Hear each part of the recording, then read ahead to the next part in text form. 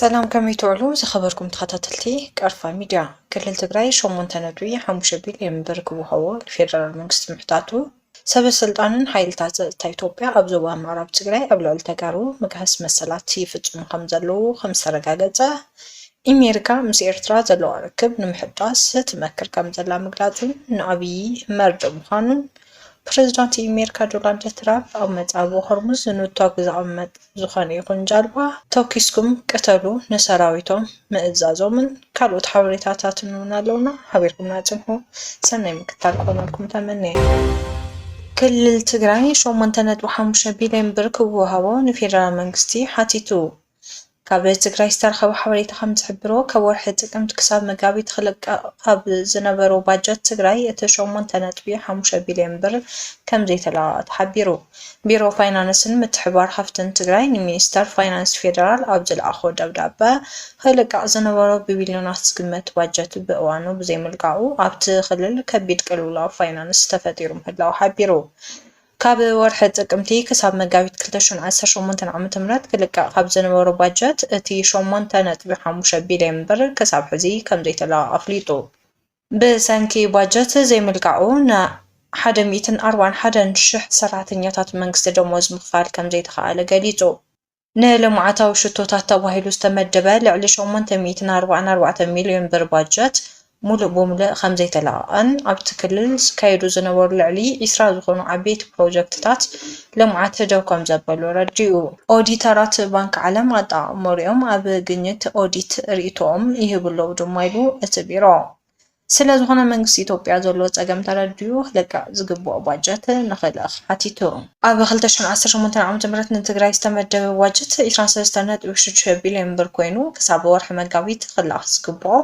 ባጀት 17.1 ቢልዮን ብር እዩ ይኹን እምበር ክሳብ ሕዚ ዝተለኣኸ 8.5 ቢልዮን ብር ጥራሕ ኢሉ እቲ ቢሮ ኣብ ዝለኣኾ ደብዳበ ሰብ ስልጣንን ሓይልታት ጸጥታ ኢትዮጵያ ኣብ ዞባ ምዕራብ ትግራይ ኣብ ልዕሊ ተጋሩ ምግሃስ መሰላት ይፍጽሙ ከም ዘለዉ ሂውማን ራይትስ ዎች ኣፍሊጡ ዘይሕጋዊ ማእሰርቲ ከምኡውን ኣብ ምንቅስቓስ ኣብ ስራሕ ኣብ ኣገልግሎት ምርኻብ ከቢድ ገደብ ምግባርን ይቕጽል ከም ዘሎ እቲ ዓለም ለኻዊ ተሓላቒ ሰብኣዊ መሰላት ጠቒሱ በሰሉስ 22 ሚያዝያ 2026 ዕላው ኣብ ዝገበሮ ጸብጻብ ኩናት ትግራይ ካብ ዘብቅዕ ኣስታት 4 ዓመት እኳ ኮይኑ እንተሎ ዓሌታዊ ገዛት ብሰፊሑ ይቕጽል ኣሎ ኢሉ ኣብ ምጅማር እዋን ኩናት ትግራይ ጀሚሮም ካብቲ ከባቢ ዝተባረሩ ተጋሩ ሕጂ እውን ኣብ ዝተፈላለዩ ከባቢታት እታ ክልል ኣብ ዝርከቡ ማዕስከራት ስደተኛታት ኣብ ዘስካዕክዕ ኩነታት ከም ዝርከቡ ጸብጻባት ይሕብሩ እቶም ኣስታት 1 ሚልዮን ዝኾኑ ዜጋታት ብፍላይ ምስ ምፍራም ውዕል ፕሪቶርያ ተኣሳሲሩ ናብ መረበቶም ክምለሱ ተስፋ ገይሮም ዝነበሩ ኮይኖም ዛጊድ ግን ኣይተመለሱን መንግስቲ ፌደራል ቅድመ ኩለን ተመዛበልቲ ናብ መረበቶም ክምለሱ እሞ ባዕሎም ብዝመረፅዎ ኣካል ክመሓደሩ ክጠልብ እንከሎ ነቲ ውዕል ዝፈረመ ውድብ ህወሓት ብወገኑ እቲ ከባቢ ጸጥታዊ ውሕስነቱ ዝተሓለወ ከም ዘይኮነ ብምጓት መጀመርታ እቲ ከባቢ ናብ ቅድመ ኩናት ዝነበሮ ኩነት ናብ ምምሕዳር ክልል ትግራይ ክምለስ ይጠልብ ምክትል ዳይሬክተር ኣፍሪቃ ሂውማን ራይትስ ዎች ላተሽያ ባደር ኣብ ዞባ ምዕራብ ትግራይ ዝርከቡ ተጋሩ ኣብ ኩሉ መዳያዊ ህይወቶም ከቢድን ንሰብኣዊ ክብሪ ዝግህስ ገደባትን የጋጥሞም ኣሎ ትብል ሰብ ስልጣን ኢትዮጵያን እቶም መሻርክቶም ተጋሩ በኣድማዒ መንገዲ ካልኣይ ደረጃ ዜጋታት ክኾኑ ዝግበር ኣተሓዛ ክቕጽል ኣሚኖም ዝተለዓሉ ይመስሉ ክትብል እውን ከሲሳ ኣብዚ እዋን ተጋሩ ካብ ከተማታት ወጻኢ ንኽንቀሳቐሱ ካብ ቤት ጽሕፈት ወረዳ ግዝያዊ ፍቃድ ክሕዙ በቶም ኣብቲ ቦታ ዘለዎም ሓደርቲ ክልል ኣምሓራ ይግደዱ ኣለዉ እንተኾነ ነቲ ፍቃድ ንምርካብ እውን ኣጸጋሚ ምዃኑን ሰብ ስልጣን እቲ ከባቢ ብተለምዶ ንሕክምናዊ ምኽንያት ወይ እውን ንኣረጋውያን ኣባላት ስድራቤት ንምሕጋዝ ጥራይ ከም ዝህብዎምን ኣብ ጸብጻቡ ኣስፊሩ እቶም ከምዚ ዓይነት ናይ ምንቅስቓስ ፍቃድ ረኺቦም ከም ልጡ ዝኽኣሉ ሕጂ ናብቶም ልዕሊ 740,000 ካብቲ ከባቢ ዝተማዛበሎም ኣብ ግዝያዊ ማዕስከራት ዝርከቡ ይጽምበሩ ኣለዉ መንግስቲ ኢትዮጵያ ነቲ ሕዚ ዝወፅእ ጸብጻባዊ መለኺቱ ዝሃቦ ምላሽ እንተዘየለ እኳ ኣብ ሚያዝያ 2022 ዝወፅእ ሓበራዊ ጸብጻብ ሂውማን ራይትስ ዎች ኣምነስቲ ኢንተርናሽናል ሓዊሱ ክስተታት ዓሌታዊ ግፍዕታት ክነጽጎ ጸኒሑ እዩ መንግስቲ ኢትዮጵያ ንኩሎም ክስተታት ግህሰት ሰብኣዊ መሰላት ብሕጊ ክምርምር ምዃኑ ቃል ብምእታው እቲ ሓበራዊ ጸብጻብ ግን ተቐባልነት ዘይብሉ ክብል ነቒፉ ነይሩ ክልቲኦም ትካላት ነቲ ጉዳይ ንምጽራይ ዝጥቀሙሉ ዘለዉ ብዙሓት ፖለቲካዊ ድርሒታት ሓቅነቱን መንግስቲ ኣብ ሕቶ ይዝእቱ ብምባል ኣብ ጉዳይ ውሽጣዊ ውሳናት ኣትዩ ፍርዲ ምሃብ እውን ነቒፉ ነይሩ። ከምዚ ዓይነት ጸብጻባትን ፖለቲካዊ ዕላማ ከም ዝውዕል ፍሉጥ እዩ። እዚ ኣረኣእያ እዚ ኣብቲ መርመራ ግቡእ ትኹረት ከም ዘይተገበረሉ ዘርኢ ጥራይ ዘይኮነስ ፍጹም ተቐባልነት የብሉን ይብል እቲ ኣብቲ እዋን ዝተዋህበ ምላሽ ይጠቅስ። መንግስቲ ኣብቲ ከባቢ ዝኾነ ይኹን ሚድያን መርመሪ ጉጅለን ከይኣቱ ከም ዝኸልከለ ጸብጻባት ይሕብሩ። መንግስቲ ኢትዮጵያ ከምኡውን ተመዚ ክልላት ኣምሓራን ትግራይን ነቲ ዘግይድእ ነባሪ ፍታሕ ዘይረኸበ ዛዕባ ዞባ ምዕራብ ትግራይ ህይወት ኣማኢት ኣሽሓት ተመዛበልትን ንረብሕኦም የውዕልዎ ከም ዘለዉ ሂውማን ራይትስ ዎች ኣብ ጸብጻቡ ነቒፉ ኣሎ።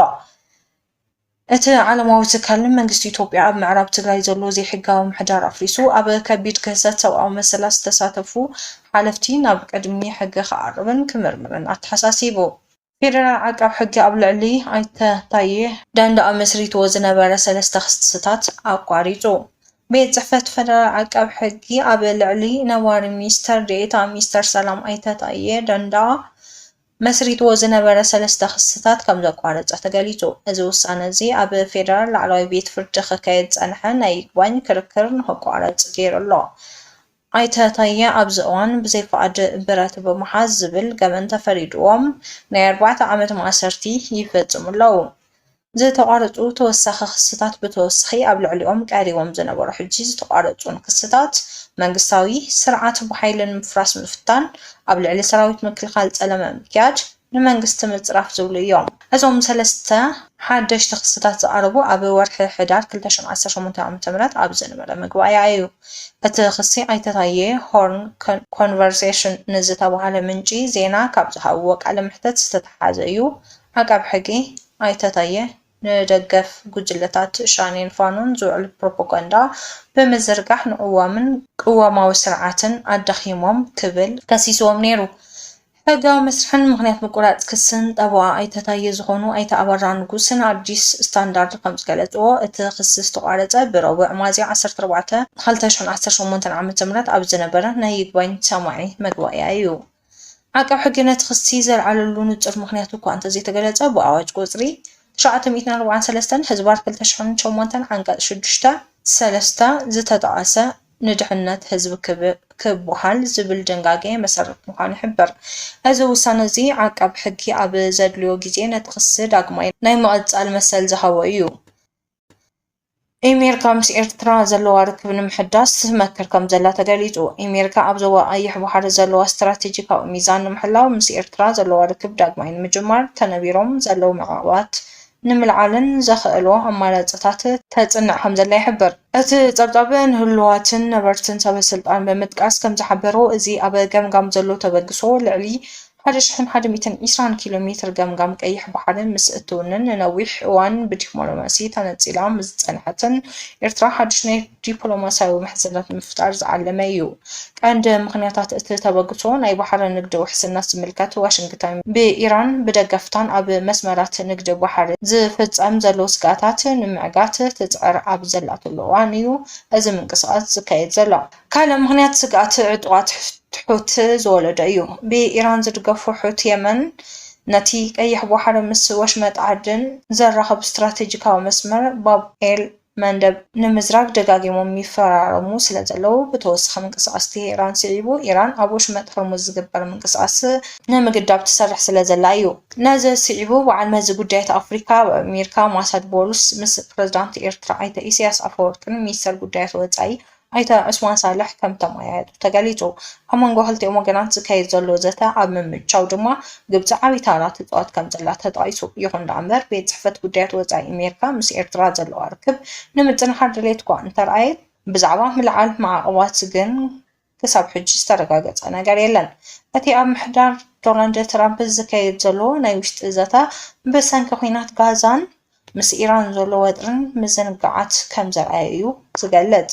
ኣብዚ ኣድሂቦም ዝቐረቡ ስጋታት እውን ኣይተሰኣኑን። በዚ ድማ ነባሪ በዓል መዚ ሰሊላን ጉዳያት ወጻኢ ኣሜሪካን ካሜሮን ሁዱስ ብልሙድ መዕቀቢ እንልዕለሉ ሓንቲ ሃገር ነቲ መዓቐብ ንምልዓል ዘብቅዕ ተግባር ክትፈጽም ከላ እዩ።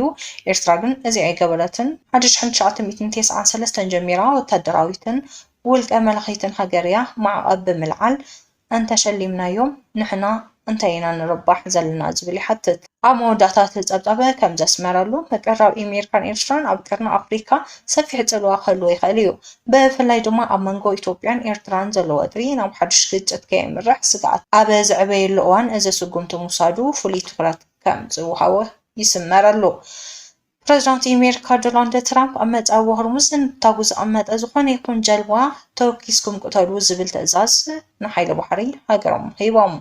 ትራምፕ ኣብ ማሕበራዊ ገጹ ትሩዝ ሶሻል ኣብ ዘውፅእዎ ጽሑፍ ሓይሊ ባሕሪ ኣሜሪካ ኣብ ልዕሊ ዝኾነ ይኹን ጀልባ ክትኩስን ክቐትልን ኣዝዩ ዘለኹ ኣናእሽተይ ጀልባ እኳ እንተኾና ኣብ መጻወ ሆርሙዝ ንታክ ይቕምጣ ይኾና ኢሎም። ስለዚ ዝኾነ ልውህና ምርኣይ ኣየድልን ዝብሉ ትራምፕ መጻረይቲ ንታክ ኣሜሪካ ነቲ መጻወ ሕጂ የጽርይዎ ከም ዘለዉ ገሊጾም።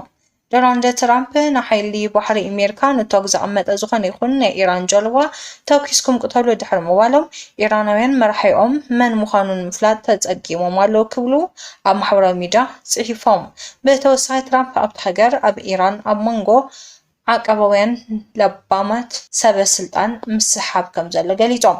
ኣሜሪካ ንመጻወ ሆርሙዝ ሙሉእ ብሙሉእ ትቆጻጸረላ ዝብሉ ፕረዚዳንት ትራምፕ ብዘይ ፍቃድ ኣሜሪካ ሓንቲ እኳ መርከብ ከም ዘይተኣቱ ከም ዘይትወፅእን ኣፍሊጦም። ዝኸበርኩም ተኸታተልቲ ቀርፋ ሚድያ ንሎሚ ዝበልናዮም ሓበሬታ ነዚኦም ይመስሉ ነይሮም። ምስና ስለ ዝጸናሕኩም ነመስግን። ሰላም።